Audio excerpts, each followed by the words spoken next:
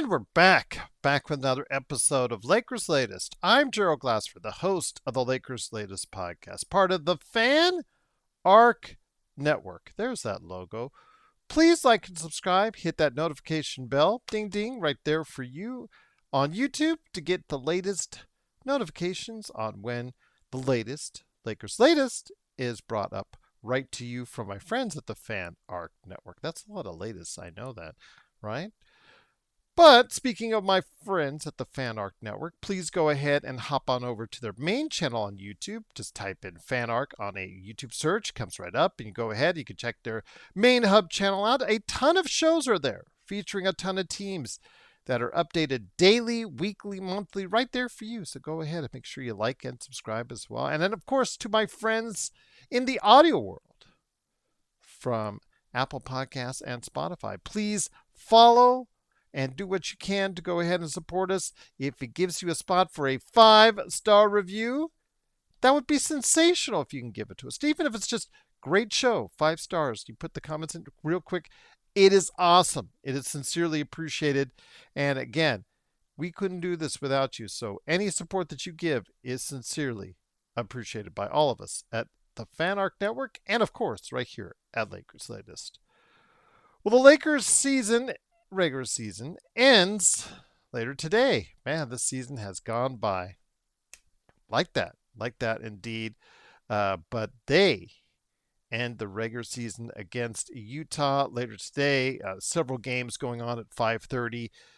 It's what the league does. They bracket out the games so that teams in the East start in one time, teams in the West start around another time, and then they see how everything is going, especially if there's spots still to be determined in the East and Western Conference. So it gets a little spicy, which, of course, the Lakers, it could get a little spicy for them. But yes, it is going to be an important matchup, the Lakers and the Jazz. Right now, as of now, LeBron James and Jackson Hayes are listed as questionable. Everybody else outside of Austin and Luka are a go and are available for that. And then the two questionables right there. So we will see.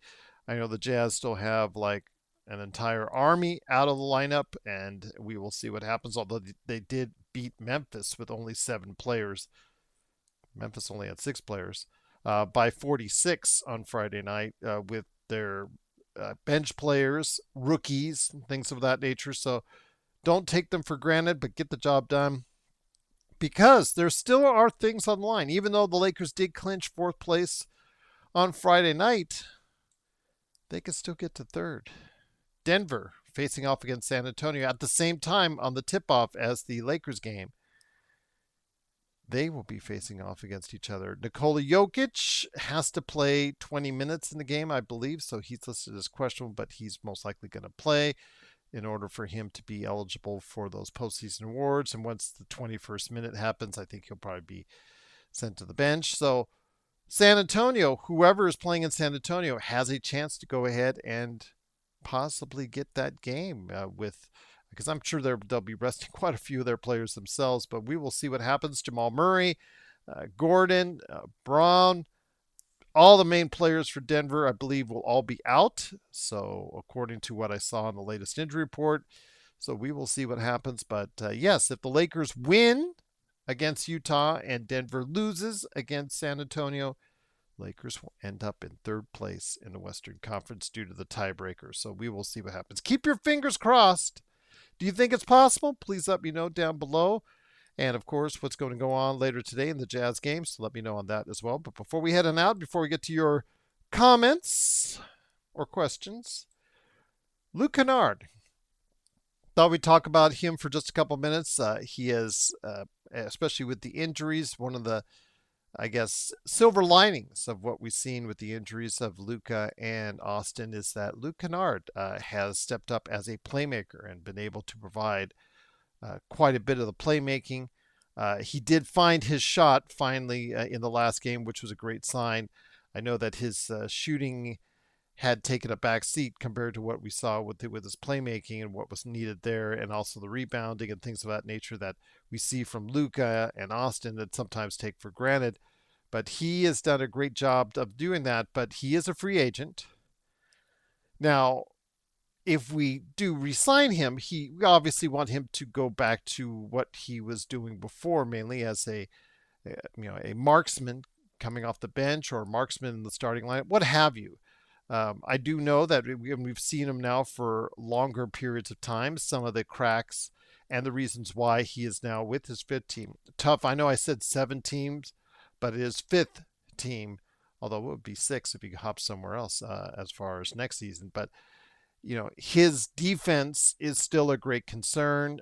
We saw Cooper Flagg, SGA, among others, both in OKC and then Dallas, and then also this past week as well, to an extent, have not too much of a time getting around him or trying to shoot over him, or basically seeing him as a defender has not been the greatest thing. So that's where the cracks show out at. But again, he has been a really great playmaker, and the trade, you have to say, was a unmitigated success.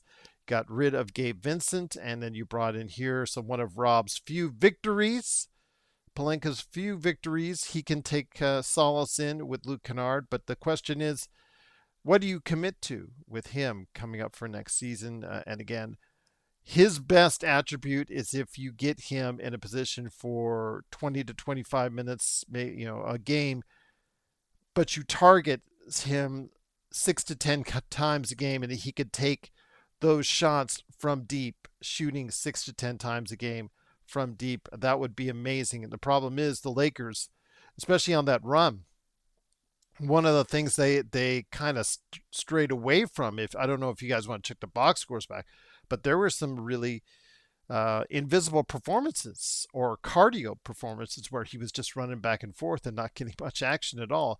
The Lakers have to do what they can to keep him involved in the offense, in my opinion, if you retain him.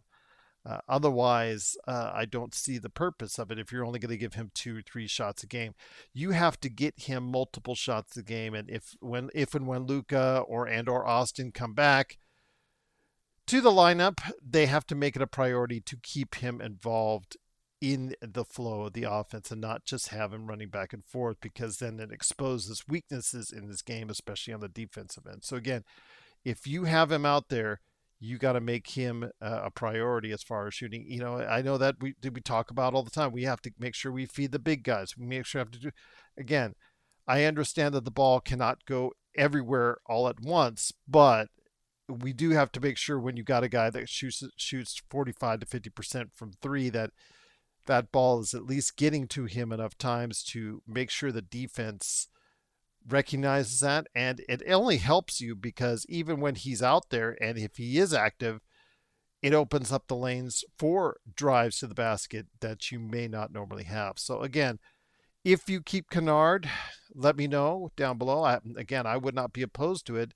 You just got to make sure you put the right players around him as far as defenders, guys who can go ahead and feed him the ball. And then, of course, make sure when he's out there, feed him the ball enough times as well. I mean, 5 to 7 times, 8 times, those amount of shots really do help if he's taking them from behind the arc. So, yes. And again, he's shown to be a really good playmaker. And even if he is heavily guarded, can make the right decisions passing wise. So, again, he is a plus when he's been out there most times. Just you got to make sure you put the right personnel around him with that as far as concerned. So we will see if we go ahead and try to retain him in the offseason. I want to hear your thoughts on that. Or will he be traveling to team number 6? I need to hear that from you guys in the comments below. But speaking of those comments below, we're going to wrap up the show as I always try to do. I don't wait for those mailbag episodes, because, for A, most people don't send by email anymore, and B, they just put it right there in the comments, and C, it seems dated. I don't like to let it sit too long with the comments. When I see them, I try to get to them. I may take one, like when Craig the other day, I took it from one day or the other, where because it was an elaborate question, I wanted to make sure I gave an elaborate answer to, and make sure I had the time to do it. But for the most part, I like to answer your questions, on the next show if I can. So again, or your comments. So we will see what happens. But I know that Pinty, my man Pinty, had some questions, and among his comments and questions, update on Luka's treatment in Europe. So I let him know.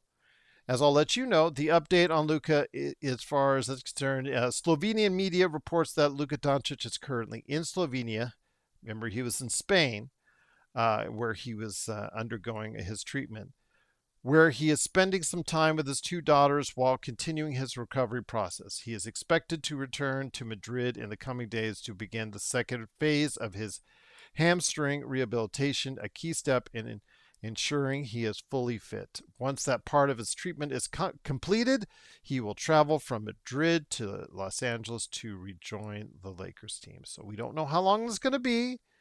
We don't know how fast he can improve, but it is a sign that he is going through the process, and then also getting some, mental positivity, spending some time with his daughters while he's overseas. So again, hopefully he can go ahead and recover well, because it would be great to have him in the lineup as long as he doesn't find a way to get himself hurt, or there's not a risk of himself getting more hurt here in the playoffs. And as Pinty said, yes, don't hurry back, Luka. We need you healthy and fit for next season. So there you go, indeed. But wanted to go ahead and mention one last thing. I mentioned it on the show yesterday briefly, but Tough So, my man Tough So, just a great part of what we do as far as the community that follows the work I do. I cannot thank him enough for supporting me through all these times, through all these years. He is just a sensational part of what we do. Mr. Tough and his wife, wishing the best for you both if you're watching this. He said, Braun is looking like Sam Jones with that bank shot. Yeah, it's interesting you said that, because we've seen when Kobe started to really utilize the bank shot. We've seen when players, they fall in and out of the love with the bank shot. And it's right now in recent games, LeBron has utilized the bank shot more, and I'm really happy to see it. It's a really sweet looking shot when people utilize the backboard like that and utilize the bank shot, and to get the right angles, to get the right looks, the banks, to where it goes in at the right angle. It just really is, I think, a really effective way to go ahead and shoot.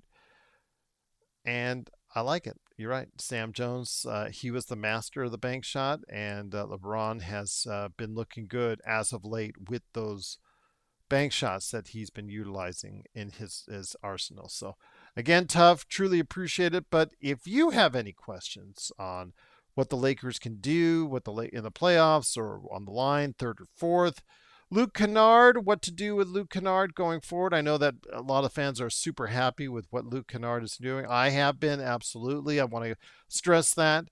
But you have to be, I guess, very cognizant of how you utilize him when everybody's there, of course.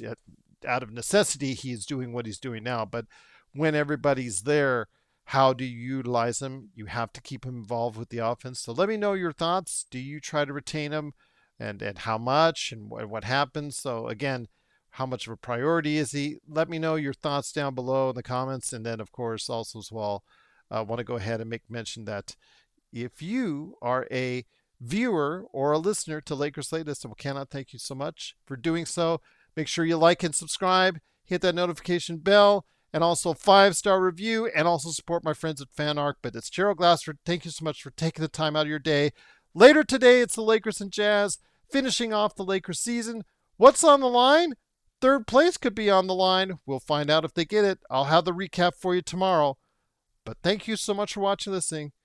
From Lakers Latest, it's Gerald Glassford and the FanArc Network, and here's hoping you have yourself a great